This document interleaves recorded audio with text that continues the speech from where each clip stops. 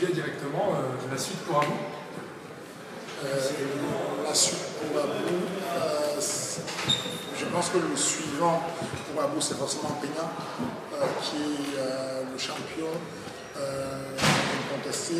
Là, c'est une ceinture intérimaire, et donc si Peña veut bien, il le fera la défense de ceinture. Mais s'il n'est pas prêt, Abou fera la ceinture avec quelqu'un, je ne sais pas encore qui, on a quelques réserves, mais pour le moment c'est Peña. Le combat entre Peña et Abou devrait avoir lieu sur le début 2024. Ok, très bien. Merci.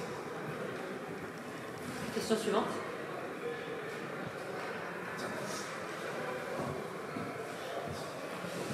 Bonsoir Fernand, Alexandre Rousseau pour Gong Guiromedi. Est-ce que vous comptez rester ici à Marcel Cerdan ou retourner au Dôme de Paris dès la RS 19? Non, on va repartir sur 2024. Le prochain événement s'est fait ici, le 15 décembre, on est ici. Et ensuite, on repart sur la nouvelle salle, la Didas. Et ensuite, on va faire le Dôme de Paris. Et puis, pour le moment, le calendrier, je vous le confirmerai, mais on va faire un voyage en province. Merci. Question suivante.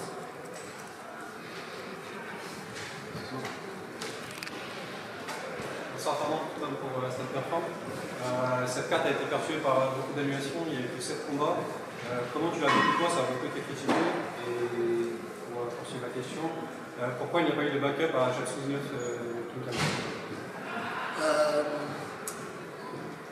Les critiques, il ne faut pas calculer.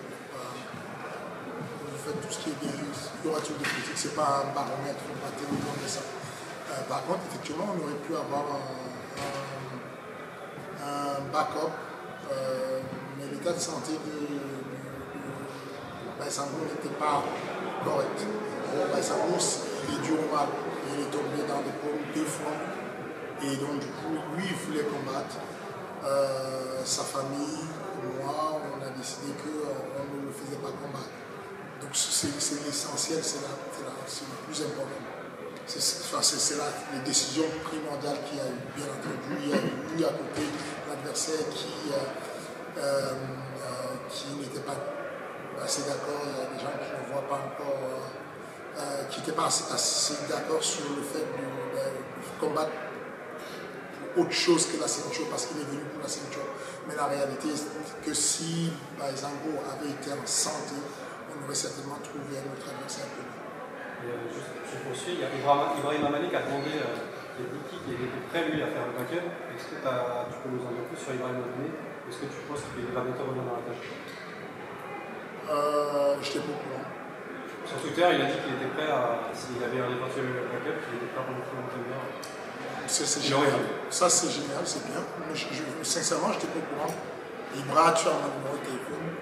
Si tu passe-moi un texto. Merci. Question suivante.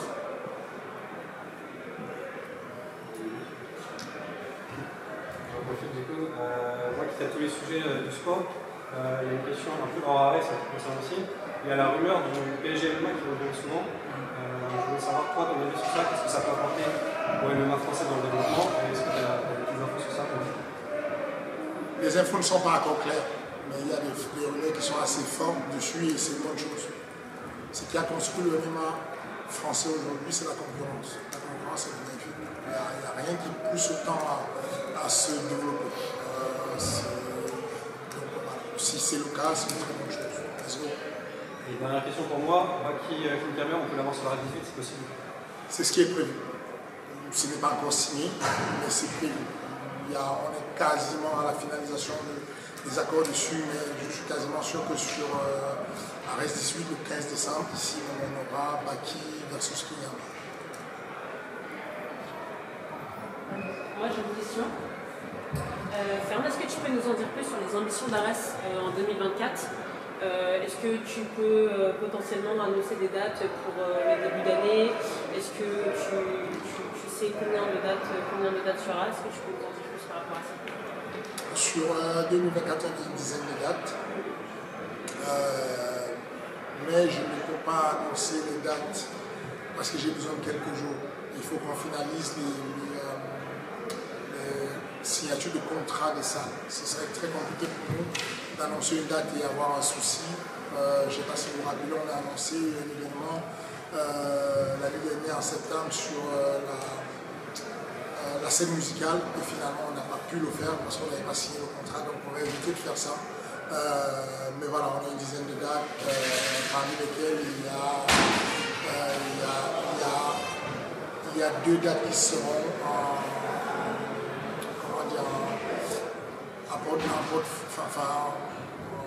circuit fermé. Il n'y aura pas de spectateurs, juste pour la télévision. Il y aura 2 dates en 2024 qui seront fermées, qui seront entre guillemets considérées comme un apex. C'est ça. Ok, d'accord. Est-ce que tu sais à peu près c'est sur quel mois? C'est ça. Si On vise avril et mai pour ces dates. Ok, d'accord. Bonsoir. Je ne vais pas revenir sur ce qui a été dit, c'est une question. Depuis le PFL Paris, tu as traversé une belle tempête. Moi, je veux juste savoir comment toi tu l'as vécu, entre les déclarations que tu as eues et la petite échauffourée avec ces médias basés sur le terrain. Comment toi, personnellement, tu l'as vécu cette tempête? Je le vis normal. Celui qui essaye d'être un entrepreneur, s'il y a un conseil que je peux donner aux gens, c'est ça, c'est que si vous êtes jeune là et que vous essayez de faire de l'entrepreneuriat, ne vous lancez pas dessus si vous n'êtes pas capable de passer des tempêtes. Les tempêtes, il y en aura. Vous allez être sous les tempêtes à partir du moment où vous allez sortir du lot. Et donc je le vis comme quelque chose que j'avais prévu qui secoue un peu. Mais heureusement, à partir du moment où vous avez un sol solide, une famille solide, j'ai une famille extrêmement solide en termes d'amour, de soutien, et donc du coup ça vous rappelle toujours la réalité de dire ce qui se passe sur Twitter, c'est autre chose. Vous voyez là, vous étiez là dans la salle, c'est une autre vie. Twitter, on vous donne l'impression que ça va s'écrouler. Sur Twitter, vous avez eu combien de demandes de remboursement, de plaintes, de machin, parce que, et là, qui s'est baladé dans la salle, il n'y a pas eu une fois quelqu'un qui a dit bouh, quoi que ce soit, c'était clean. Twitter, c'est une autre vie, la réalité, c'est une autre vie.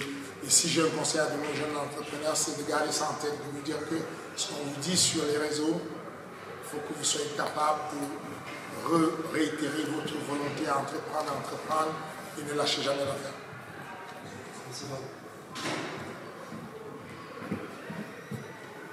Bonsoir Fernand, Noé de Coder. Moi j'ai 2 questions sur Arès. La première, c'est donc là tu viens d'évoquer deux éditions à huis clos, fermées au public. Est-ce qu'on pourrait en connaître la raison? Est-ce que c'est pour des raisons financières C'est des raisons d'optimisation des finances. En réalité, on envisage faire ça, de se dire qu'on va optimiser. Il y a un moment donné où les coûts du public, ça ramène beaucoup la sécurité et tout ce qui va avec. Et on se dit, bon, il y a des événements où on doit combler parce qu'on a des accords avec des télévisions et on va aller chercher à satisfaire tout le monde. Et puis il y a des événements sur lesquels on va donner au public ce dont ils ont besoin. Puis c'est de l'optimisation sur le BP. Et deuxième question sur Arès, c'est sur le roster, parce que cette année on a Damien qui est tombé pour dopage, Aminayu qui va peut-être pas recombattre, Taylor Lapidus qui est à l'UFC, Aboud qui est parti, Baki, on sait qu'il a exprimé ses envies d'ailleurs aussi en termes d'organisation, donc on sent quand même qu'au niveau du star power un peu c'est des choses qui ont été bien faites puisque les gens s'en vont, mais en même temps il faut renouveler. Est-ce qu'aujourd'hui s'il y a une inquiétude au niveau d'Arès l'année prochaine de trouver des main eventers et des gens qui peuvent remplir les salles Moi je vous retourne la question. Est-ce que vous pensez que, après ce que vous avez vu en main event, vous avez besoin de d'autres stars encore? Quand vous avez des jeunes qui ont 3 combats, qui deviennent stars à cette puissance, vous ne voyez pas que ce qu'on a, il est là la star d'ailleurs, vous ne voyez pas que ce qu'on a finalement, c'est que ce n'est pas qu'on a des stars, c'est qu'on a une capacité à créer des stars. On a des jeunes qui arrivent, Abdul était déjà quelqu'un de super, un très bon combattant, qui était au bref, grosse organisation, mais pas tant de monde le connaissait. Il arrive sur Arès, il fait quelques combats, même si tout le monde en parle, et puis il peut faire son voyage. On focalise beaucoup sur les départs. Donc ne se rend pas compte que quand vous avez une pépinière, que vous avez un beau jardin, vous avez un beau terreau, quoi qu'il arrive, vous en aurez des stars. Ce qu'on sait faire, nous, c'est de donner la possibilité à ces jeunes de s'exposer et de devenir des stars. Et donc, on va le faire et refaire tant qu'il le faudra. Il y aura du mouvement, il y aura des gens qui vont vers l'avant. On a la capacité de donner, de sélectionner des gens qui sont particulièrement bons. Regardez le combat de Nimbatirov. Vraiment, dans la catégorie, un jeune comme Nimbatirov, je le trouve extrêmement bon. Franchement, sa team, bravo, très bonne team. Je ne veux pas qu'il se décourage parce qu'il a perdu aujourd'hui, mais en face de lui, il y avait un tueur à gage. Cet anglais, il a fait tout le roster en Europe, il a fait de grosses organisations. Et on est capable d'aller chercher des mecs comme ça pour apporter de la grosse compétition. Ça veut dire que quand il y a un qui bouge, quand il y a William Gomis qui s'en va à l'UFC, quand il y a un Taylor Lapus qui s'en va à lui, on a toujours du renouveau, on va toujours créer. On ne va pas aller chercher des anciens stades, du Bellator, des vieux stades, du PFL. Non, on prend des jeunes, on leur donne la possibilité. Quand on a commencé ce truc, qui aurait cru en fait que quand on a annoncé le combat à bout contre Moustapha Aida, tout le monde a crié au scandale en disant enfin, c'est une utopie, c'est un suicide, on envoie un petit au suicide. Voilà ce qu'on est capable de faire. On a changé, à cause de lui, on a changé la règle de la fédération qui disait qu'il était incapable d'affronter Moustapha Aida. Regardez aujourd'hui. Des fois, il faut juste croire en ce qu'on est capable de faire, ensuite ça avance. Donc je vous dis, ne vous inquiétez pas pour 2024, on a plein de pépites qui arrivent. On a signé 6 nouvelles filles, on a signé des jeunes gars. Enfin, ne vous inquiétez pas, il y aura des stars sur Et une petite dernière, je pense que pas mal de gens ont été surpris qu'Alexandra Tekena soit en quart préliminaire. Aujourd'hui, avec cette victoire plutôt convaincante ce soir, est-ce qu'on peut s'attendre à l'avoir pour la ceinture la prochaine fois?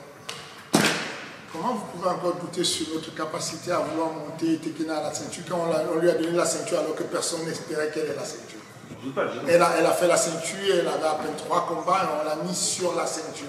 Enfin, vous comprenez bien que nous, on est là pour faire ça, mais à l'opposé de ce qu'ils nous disent sans savoir ce qu'ils disent, nous, on a les outils qui nous permettent de voir qui vend, qui ne vend pas. Aujourd'hui, on est capable en temps réel de dire combien de personnes étaient connectées sur UFC Fight Pass au moment où Tekena combattait. On est capable de dire exactement le nombre de déconnexions qu'il y a eu, le nombre de maintien de connexion qu'il y a eu. Donc on a des outils qui nous permettent de, quand on met des personnes un peu en avant ou moins en avant, ne vous posez pas de questions, il y a des gens, on a une team d'opération, ce sont des tueurs. Enfin vraiment, je profite de cette plateforme-là pour remercier mon équipe, de remercier Camille, remercier Guillaume Niel. Il y a des gens qui travaillent en douce, là, en back-office, qui font un travail exceptionnel. Donc, ce n'est pas un hasard. Les classements qu'on a, quand on a voulu mettre Tekena pour la ceinture, et qu'elle le méritait, et qu'il y a tout le monde qui disait, mais non, on ne peut pas mettre Tekena pour la ceinture. Nous, on l'a mis parce qu'on pensait que là, elle avait quelque chose. Là, aujourd'hui, sur la Fight Card qu'il y avait, il y avait des gros vendeurs sur la Fight Card. Bien que ça vous paraisse pas, nous, on a des outils pour le voir.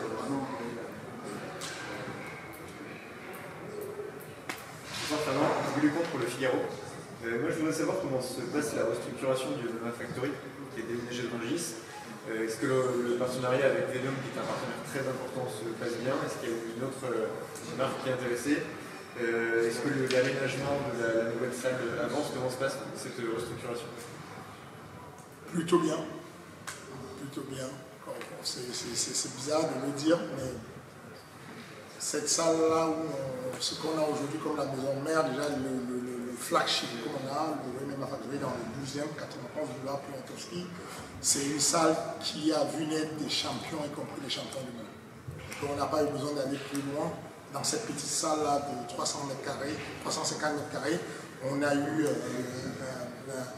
un athlète qui est devenu aujourd'hui le champion du monde et le champion du boxe qu'on connaît, Francis Ngannou. Dans la même salle, on a eu Cyril Gade, dans la même salle, on a eu Nassoudine Maroc, dans la même salle, tous ces tueurs-là viennent de cette petite salle, déjà. Ensuite, à côté de ça, on a un partenariat très bien avec la meilleure école de justice brésilienne en France, sur les 3 dernières années. C'est Infinity, qui gagne tout en Guy, en Ogi, et avec eux, on a ouvert une salle à la Défense. Donc, vous pouvez y aller, vous avez la possibilité de faire des jeux brésiliens, le maestro Venom.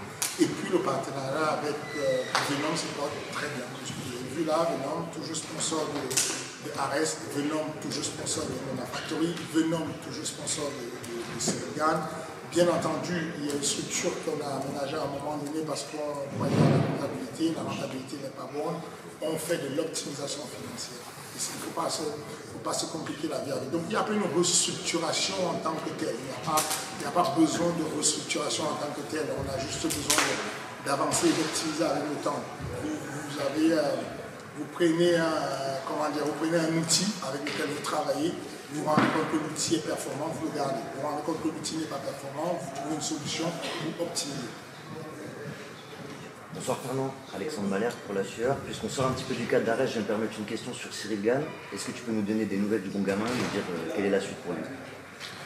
Cyril Gann va bien, vous l'avez vu tout à l'heure, il va bien. Surtout, il profite du temps qu'il a été donné. Il y a beaucoup de personnes qui ne savent pas de quoi il est question, mais qui sont surtout tardants de tout ce qui se passe en ce moment. Nous, la team de Cyril Gann, on n'est pas surpris puisque ça fait 2 mois qu'on sait que Cyril va combattre en mars. C'est prévu depuis. On sait, il s'entraîne depuis. Il accélère son apprentissage de sol, il accélère son apprentissage de la lutte. Il perfectionne son striking.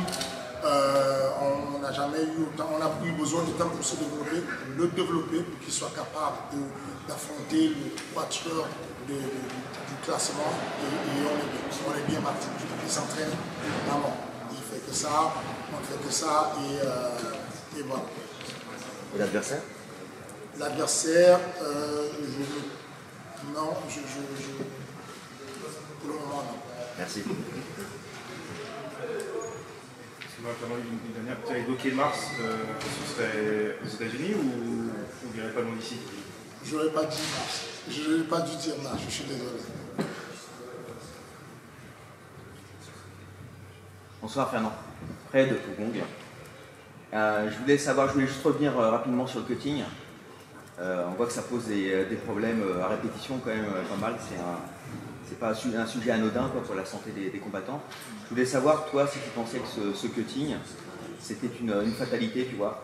Et est-ce qu'il n'y aura jamais une solution pour ça? Enfin, on sait qu'il peut y avoir une solution, c'est peser les combattants le jour même. Et après, ça sous-entend de ne plus faire comme le modèle, c'est-à-dire l'UFC. Enfin, qu'est-ce que tu penses de la question? Ce n'est pas une fatalité, mais on n'est pas loin de ça. C'est une quadrature du cercle. C'est un problème qui est compliqué à résoudre. Dans le sens qu'à partir du moment où il y a une personne qui fait le cutting, il y a tout le monde qui doit suivre. Une seule personne qui fait le cutting, si tu ne le fais pas, tu te retrouves désavantagé. Donc bien que je déplore ça, on a essayé tout. Pour les amateurs, on les pèse le même jour, mais pour les pros, c'est difficile pour l'organisation parce qu'aujourd'hui, pour vendre un combat, il y a la notion économique qui fait que pour vendre un combat, on a besoin de faire ce qu'on appelle la pesée cérémoniale. Et donc, il y a besoin d'un peu de temps pour récupérer et qu'il soit assez complexe. Le véritable truc, c'est que petit à petit, chacun dans sa team doit prendre les bonnes décisions. S'il y a plusieurs fois la même personne qui n'arrive pas à faire le pas d'un KT, peut-être qu'il faut bouger. Là, aujourd'hui, c'était un accident. C'était Dogan sur son parcours à Bazangour. Il a toujours fait le poids avec la même méthode et ça se passe très bien. Je pense qu'il y a de la métamorphose, son métabolisme change, il a 22 ans, et il y a 22 ans, il y a encore des choses qui changent dans la morphologie. Et je pense que son morphotype a posé un problème et a surpris Nabil, son diététicien. Mais quoi qu'il en soit, moi je ne suis pas de ceux qui vont pointer du doigt ce qui n'a pas marché. Je vais pointer du doigt, je vais plutôt prendre une leçon en me disant bon, on a appris quelque chose, on a compris que le petit jeune a changé de morphotype et que la quantité d'eau qu'il était capable de perdre dans le temps qui lui était donné, il ne réussit pas à le faire, on va adapter la prochaine fois et ils auront le temps de changer. Voilà comment je vois les choses. Mais vraiment à grosse échelle, je ne sais pas comment résoudre la problématique. Le One FC l'a essayé, ça a été un échec, ça ne marche pas. Le UFC monitor un peu, c'est compliqué. Donc, c'est à chacun d'entre nous de juste prendre soin de nos athlètes et de penser à la santé d'abord. Bonsoir, Clément pour Innocence TV. Dans la lignée de la question par rapport à Cyril Gane, qu'en est-il pour William Gomis? William Gomis combat le 3 février. William Gomis combat le 3 février. Contre qui? Bien entendu, je ne peux pas vous dire le nom. Bien entendu, je ne peux même pas vous dire le lieu parce que je n'ai pas encore le droit. Il y a une obligation qui fait que quand on a signé un contrat, on doit attendre que ça s'annonce, on doit attendre qu'il y ait l'UFC qui annonce en primaire la promotion et qu'ensuite on annonce. Mais William Gomis a re-signé avec l'UFC pour 4 nouveaux combats avec une belle augmentation financière et il fait son retour le 3 février. Ça sera la dernière question pour Fernand. Bonsoir Fernand, Denis pour Sports Content. Pour continuer par rapport au Factory 1, juste une petite question. Où en est Jordan Zebo? Quand est-ce qu'on pourrait le revoir? Jordan Zebo va faire son retour en février. Jordan Zebo combattra en février, il se porte très bien. Je dis février, mais je ne suis même pas sûr à 100% qu'il ne combatte pas en janvier parce que nous, sur Arès, on l'a prévu en février, mais on est en cours. Le PFL le